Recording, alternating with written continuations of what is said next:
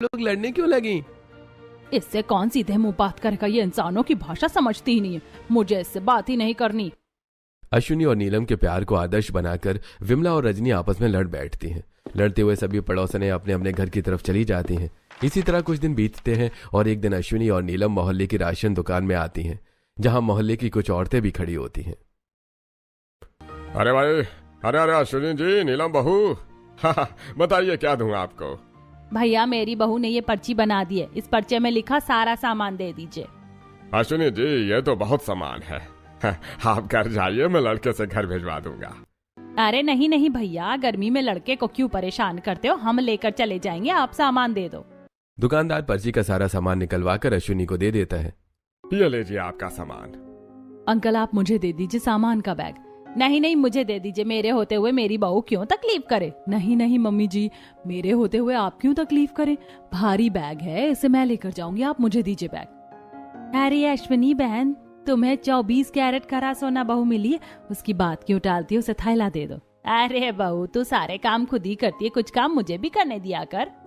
इतना कहते हुए नीलम दुकानदार से ठेला लेकर अपनी सास के साथ घर की तरफ बढ़ने लगती है। वहीं मौजूद पड़ोसने दोनों के प्यार को देखकर अपनी अपनी बहुओं को घूरने लगती हैं। नीलम के घर पहुंचते ही घर से लड़ने की आवाजें आने लगती हैं। अरे भैया, ये आवाज कैसी है? अरे, ये तो दो औरतों के लड़ने की आवाज है, पर इनके घर में लड़ाई कैसे हो सकती है? तभी मोहल्ले में खड़े पान वाले की आवाज आती है। अरे अरे, आप लोग भी क्या सोचने लगे हैं? दोनों सास बहू बैठकर टीवी सीरियल देख रही होंगी, उसी में सास बहू लड़ रही होंगी, तो वही आवाज आ रही है। कभी कभी मुझे भी आवाज आती है। पहले मैं भी सोचता था कि क्या आवाज है, फिर एक दिन ध्यान आया कि टीवी सीरियल में भी तो सास बहू लड़ती हैं, वही टीवी सीरियल की आवाज है। अच्छा, अच्छी बात है, बड़ा प्यार है दोनों सास बहू में, नजर ना लगे।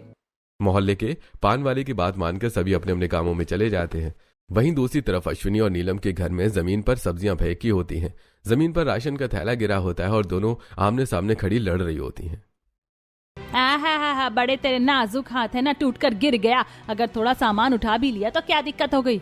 अगर मेरा हाथ नाजुक नहीं है तो आपका हाथ कौन सा मोम का बना है? खुद क्यों नहीं उठाकर लाती सामान? मुझे क्यों दे देती हैं? अच्छा खासा दुकानदार अपना आदमी भेज रहा था, पर आपको तो मुझे कूली बनाने में मजा आता है ना। वो अपना आदमी भेजता ते पर मेहंदी लगाने के लिए नहीं भेजता, वो आता तो पैसे लेता। मैंने पैसे बचाने के लिए किया।